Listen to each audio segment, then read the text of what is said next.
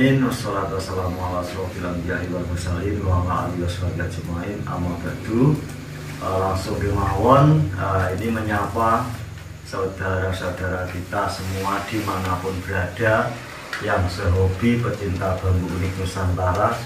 Alhamdulillah pada malam hari ini kita dapat bersilaturahim berkumpul di Museum Bambu Unik Surya Alam yang terletak di Desa Badekan, Ponorogo.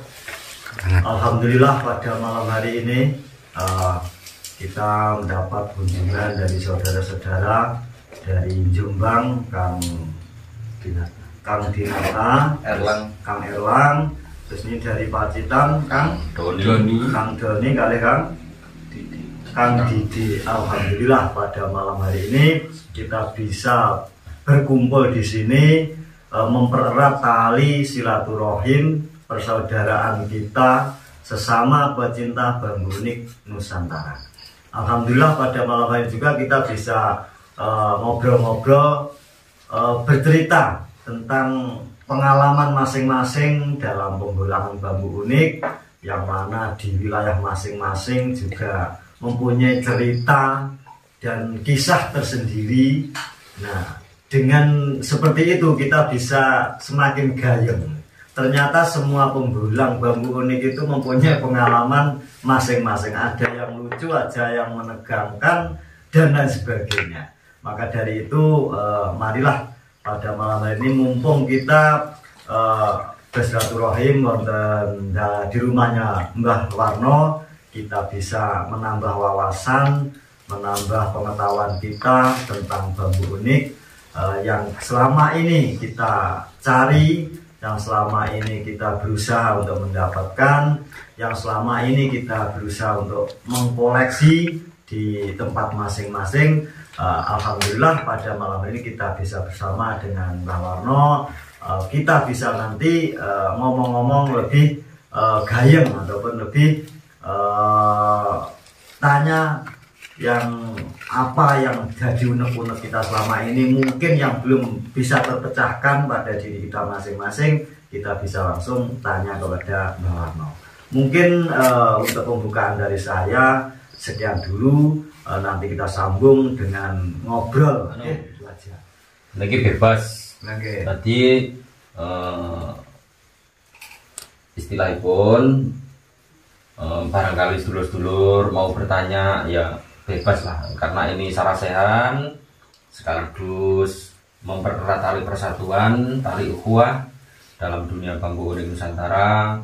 Jadi untuk saat ini saya tidak membatasi dalam suatu pertanyaan, monggo sing saged nggih kula jawab, lek mboten saged ya kula tak meneng. Jadi PR. Ya, jadi PR. Bebas dalam bertanya, apakah tentang pakem atau tentang kajian atau berbagai macam ciri-ciri fisik atau dari bebas lah pokoknya, monggo kerso. Pacitan. Oh, Kang Didi Itu buat badan ya.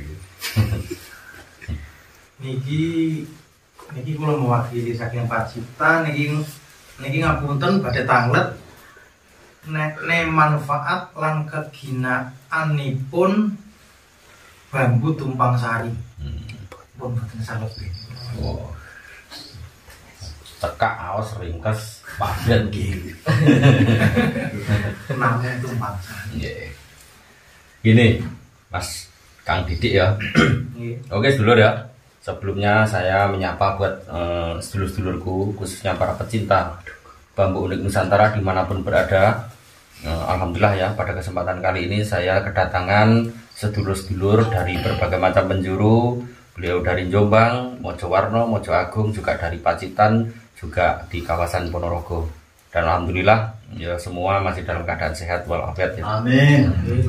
Untuk menyikapi tentang pertanyaan yang diajukan sama Kang Didik ya, yaitu mengenai tentang fadilah atau kegunaan dari bambu tumpang sari. Itu gini, Kang Didik. Semua apa yang terdapat di dunia ini, benda apa saja, bukan cuma bambu ya sebenarnya ya. Semua benda apapun itu tergantung pada niat, pada niat. Jadi salah satu contoh gini, saya memberikan suatu jawaban yang simpel karena bambu tumpang sari itu memang simpel. Ya, tumpang sari itu istilahnya itu sendekno rasamu marang diri pribadi lan sendekno rasamu marang kersane Gusti. Ya. Jadi orang itu kalau sudah istilahnya itu sudah menyerahkan jiwa dan raganya, hati dan pikiran kepada Allah SWT, tentulah di situ dia akan tahu apa yang terbaik bagi yang kita pegang. Nah, maksudnya gitu. Jadi seperti contoh bambu tumpang sari. Bambu tumpang sari itu fadilahnya sebenarnya bukan cuma 1, 2, 3, bahkan 1000 fadilah. Itu loh. Setiap apa saja itu memiliki banyak fadilah. Cuma orang itu cenderung dengan keterbatasan. Ya, yang membatasi siapa? Dirinya sendiri. Allah tidak membatasi. Karena Allah itu maha segala-galanya. Ar-Rahman Ar-Rahim. Ya, jadi kalau kita berbicara tentang khasiat dari sebuah bambu dan itu hanya satu pakem atau satu sisi, itu justru malah rugi. Nah, maka kembalinya kepada keyakinan kita. Terserah, misalkan kita orang petani, nah, otomatis di situ buat bercocok tani, misalkan. Tapi ya perlu pembuktian ya, perlu pembuktian. Soalnya kegunaan itu kalau tidak dibuktikan, tentulah di situ tidak akan mendapatkan suatu pengalaman. Misalkan bambu tumpang sari itu ada yang dipakai untuk peternakan, pertanian, terus ada yang dibuat untuk tongkat, ada yang dipakai untuk pajangan di rumah. Nah ini kan berarti ada 4 versi, misalkan ini contoh 4 aja. Nah, misalkan ditaruh di rumah berarti itu untuk tolak bala, ya. Karena tumpang sari itu pasti posisinya kan pasti nyelip, nah, seperti silang. Nah silang itu maknanya berarti stop. Nah kan gitu ya, stop. Nah, kalau masangnya tumpang sari gini seperti salib, tapi pun sama sebenarnya sini. Ya, ini berarti silang, ini berarti stop. Stop itu artinya atau kalau dimasukkan ke dalam hakikat itu ken rasamu marang segala sesuatu perbuatan keburukan. Iku dilebokne teng jerone ngoten niku lek tumpang sari. Sebabnya lek mboten ditumpangne sarine utawa ditumpangne sorok, ditumpangne rasane otomatis lali marang sekabehing perbuatan sing mboten prayogi. Niku maksudnya ngoten. Niku lah lek pun ngerti filosofine ngoten, baru kita menggali dari sisi fadilah atau kegunaan. Nah, misalkan orang petani tumpang sari dibikin gejik, misalkan digawe gejik, slep terus digawe nandur jagung misalkan, itu akan lebih baik. Itu insya Allah dengan berkahnya energi alam tersebut, di situ kalau hakul yakin pasti di situ pertumbuhan pertaniannya pun akan menjadi bagus. Itu bisa dibuktikan. Gue satu. Di situ contoh sing paling gampang nih. Yang jelas tumpang sari ku kanggo pertanian. Insya Allah yang paling bagus untuk pertanian. Coba mungkin itu aja. Oke, matus bangun.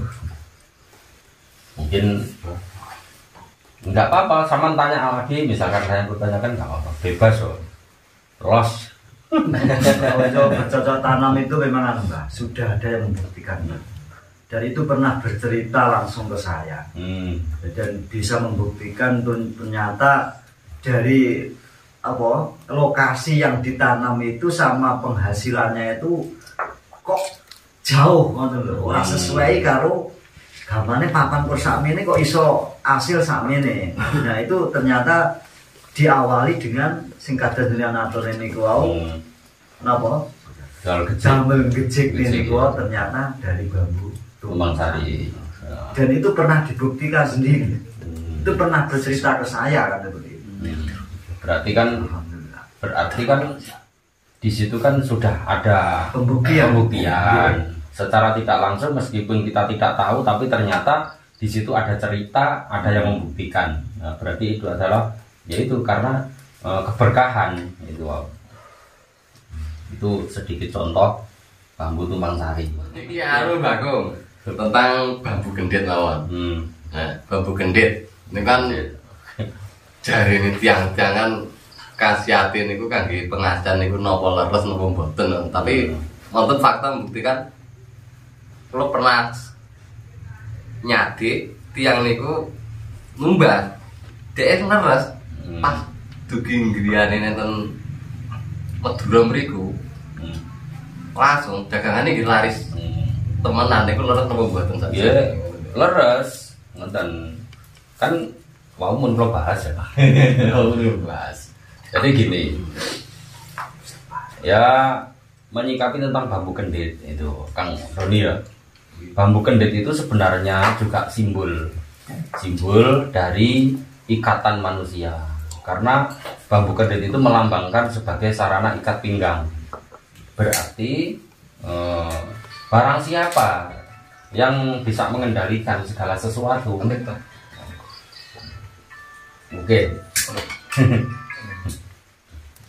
jadi barang siapa yang bisa mengendalikan segala sesuatu, istilahnya gua kudu ngerdatin, di situ pasti akan mendatangkan suatu keberkahan. Jadi sesimbol maksudnya. Lah, masalah urusan fadilah masuk ke dalam pengasihan atau untuk yang lain-lain itu semua tergantung dari keyakinan masing-masing. Bisa dikatakan anu Bang ya, untuk menguat sugesti lah. Ya, menguatkan sugesti dari energi alam. Nah tapi aneh ngono. nah tapi nang Sifat wong jalan lho ki mau adoli kuwi. tapi ngeten Mbak. Ya mesti ana sing masane padahal kau kene rong dina sepi, bareng yang dhek go diduduk-duduk kene kotake laci ping 3 jarine langsung laris dagangan. Padahal ning kene kira tak apa-apaan ya. Dewan Teko saiki. Nggih. Bambu gendit apakah bisa buat pengasihan ataupun enggak? Itu katanya tidak bisa. Bambu gendit cuma bisa buat pengobatan. Itu dari Dewan Deling. Saya nggak mau nyebut nama, tapi dari Dewan Deling Nasional. Ini Aku pripun nek ngoten niku. tidak benar. Manusia itu memiliki keinginan atau kekuatan atau prinsip masing-masing. Barang siapa sampeyan misalkan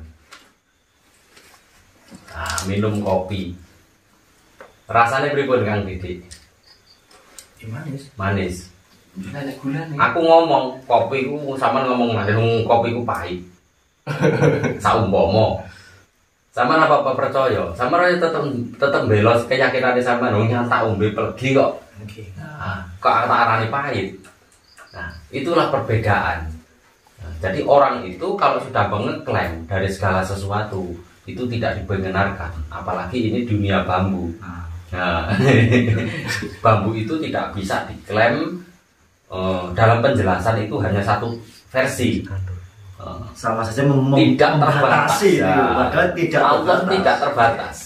Alam Allah itu tidak terbatas. Konyol.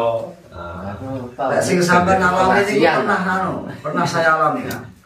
Pengajian niku. Iya, jadi banyak orang datang ke saya. Memang tapi kan saya kan tidak menjual bambu itu.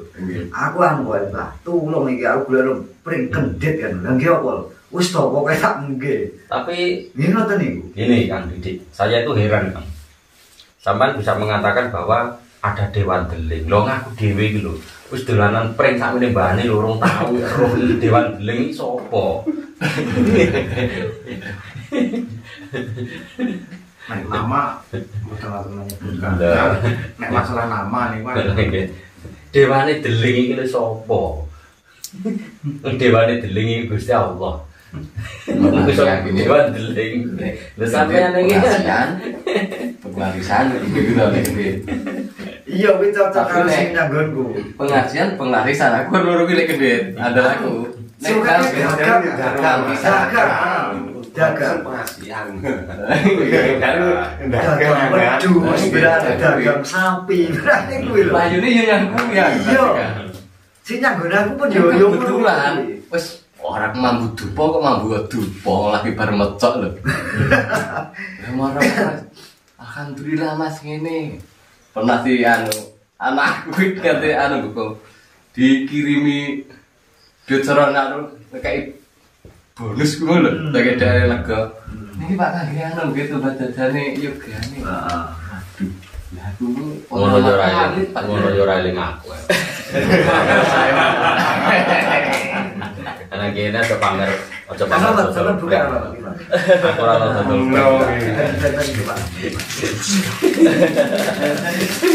Aku yo pernah, aku sampai aku nyangano keromantisan. Mengku wis tak. tapi ya tak omong iki lho. Betul Mas. Gowo prekendhet ya sampean yo kudu iso ngrubah sifat sikapin jenengan.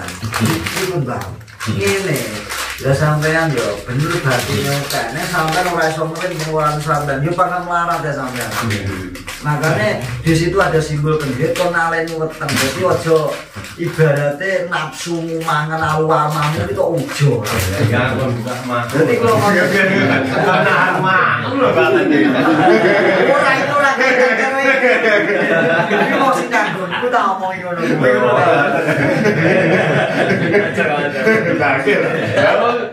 Kan bukan. Lah dagang ibaratnya ya hasilnya sing 20.000. Lah mangan tak 50.000 dia pangkat entek ae ngono lho. Lah makane maka tombok. Makane kudu iso naleni weteng. Kayak proses duit kae to enggak. Kae juga nomor 2 sih. Sing kalau rawit. Jadi memang itu fakta, kadang-kadang ya memang fakta orang-orang yang pernah membawa seperti itu.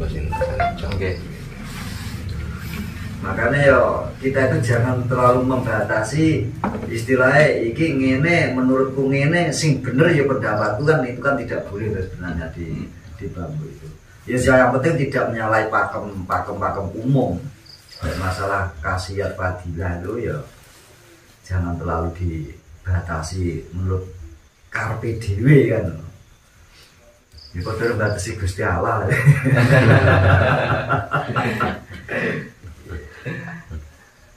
Gusti Allah Rahman Rahim